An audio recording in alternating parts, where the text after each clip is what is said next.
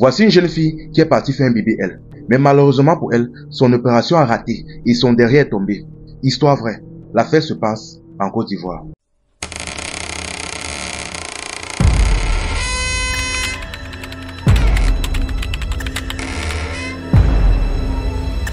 Voici la jeune fille en question. Ici, on va l'appeler Nathalie. Ce qui se passe, c'est que Nathalie est une jeune fille qui est née avec un corps, on va dire, moyen, mais fin. C'est-à-dire assez droit, avec pas tellement de forme. Ce qui faisait donc que cette apparence la complexait un peu. C'est-à-dire, elle avait l'habitude de voir, que ce soit dans son entourage ou dans des clips de rap et consorts, des jeunes filles taillées en huit et consorts, avec des belles courbes, des belles formes, et ça a commencé à la rendre un peu envieuse. Et par la même occasion, ça a renforcé ses complexes. Sans parler aussi du fait que les hommes ne la remarquaient pas trop. Contrairement à ses copines, à ses camarades et parfois même à ses petites sœurs, les hommes ne la calculaient pas. Elle en a eu un peu marre. Elle a donc commencé à faire des recherches sur ce que vous connaissez, le fameux BBL, Brazilian Butt Lift, ou en français facile, la chirurgie du derrière. Elle a donc commencé à faire des recherches, c'est-à-dire sur internet, elle a regardé plusieurs vidéos, au moins pour être sûr à 100% que ça ne va pas mettre sa vie en danger. Elle a donc commencé à faire des recherches, regarder des vidéos sur YouTube de quoi ça parlait, des opérations réussies, des témoignages. Donc, elle était sûre à 100% de faire le bon choix.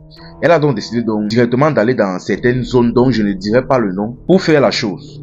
Elle est donc arrivée, elle a pris, elle s'est un peu renseignée, on lui a expliqué la somme qu'elle devait accumuler, ceci, cela.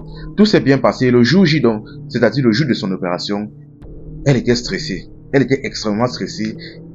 Tellement qu'elle s'est remise encore à douter si vraiment elle fait le bon choix, ceci, cela. Mais bref, vous savez que nos pays ne réfléchissent pas par deux fois. Elle est partie faire. Après donc l'opération concrètement, la jeune fille en question témoigne que l'opération était assez douloureuse. Mais une fois terminée, elle a dû faire appel à une petite sœur du village pour s'occuper d'elle parce qu'après l'opération déjà de 1, elle ne pouvait plus s'asseoir. On lui a interdit de s'asseoir pendant un certain temps parce que la graisse qui avait été prise sur une partie de son corps pour mettre là-bas devait d'abord, je ne sais pas si c'est durci ou s'adapter, parce que si elle faisait l'erreur de s'asseoir, ça allait remonter et ça allait gâter le travail. Donc, elle ne pouvait plus s'asseoir sur un canapé ou quoi que ce soit. Il y avait même des coussins spécialisés qu'on a dû lui remettre. Et il y a peut-être qu'aux toilettes qu'elle pouvait s'asseoir, mais même jusqu'à là, elle était obligée de mettre beaucoup plus de temps aux toilettes, de peur de gâter quelque chose. Bref, tout s'est bien passé. À la fin donc du temps imparti, elle pouvait s'asseoir normalement. Et bien évidemment, le médecin avait plus ou moins fait un bon travail.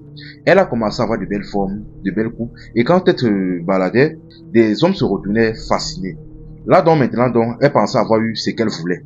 C'est-à-dire l'attention, des formes, ceci, cela. Elle faisait des jaloux et des envieux. Tout se passait bien.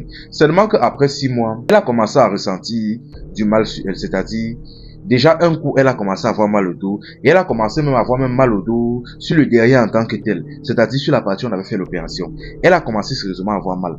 Là, elle a décidé donc d'aller à l'hôpital pour essayer de se renseigner, pour comprendre ce qui n'allait pas. Là, on lui a expliqué que non, tu sais, c'est par rapport à la maintenance dont on t'avait parlé. Elle dit que, mais quelle maintenance? Donc, là, elle se rappelait que avant son opération, on lui avait expliqué que, après l'opération, que l'histoire là, il y a une maintenance à faire là-dessus. Sauf que là, ce qu'on lui avait pas précisé que la maintenance en question, c'était qu'elle devait encore chercher l'argent pour faire une autre opération, pour rééquilibrer, pour réélever l'affaire. Ce qui fait donc un coup, elle a dû commencer donc à aller chercher encore, à accumuler encore la somme pour refaire l'opération. Un coup, ça s'est bien passé. Sauf qu'après, on dit que non, le liquide séminal, quelque chose comme ça, ne circule pas bien. Un coup, on a dû faire une opération. C'est ainsi donc que elle s'est donc retrouvée donc en train de faire constamment des opérations, rien que pour là. Sauf que au fur et à mesure que le temps passait, ça allait de mal en pire. Le médecin ne résolvait pas son problème. À chaque fois qu'elle faisait une opération, elle était peut-être à l'aise un petit temps, mais après, nouvelle opération. Tellement qu'à un moment donné, elle a commencé à être à court d'argent. Là, ça a commencé à être chaud sur elle. Finalement, donc, elle a donc décidé d'arrêter comme ça, dit que pardon.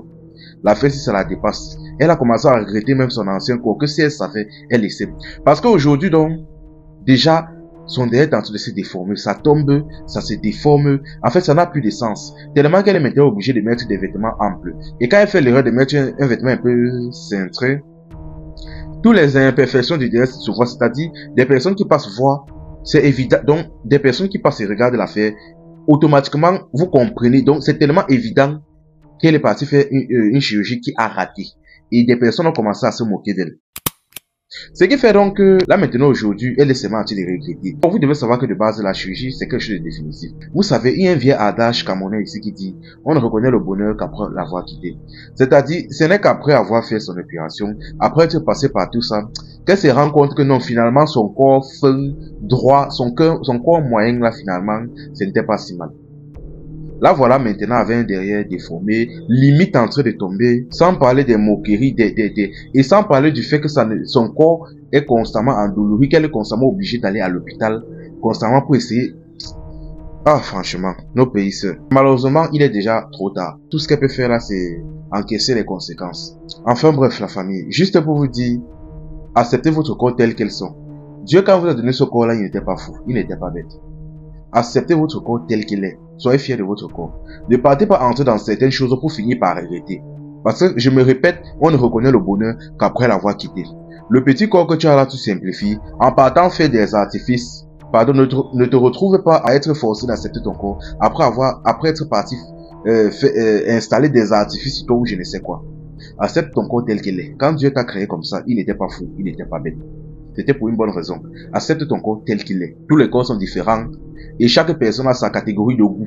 C'est-à-dire pour certaines personnes qui se plaignent que non, les hommes ne la regardent pas, on ne la regarde pas. Chaque homme a ses goûts. Celui par exemple qui te fuit pour partir voir celles qui ont les formes en 8.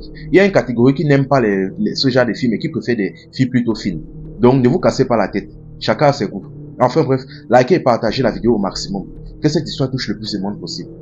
C'était Info et Amusement. Ici on s'informe et on s'amuse.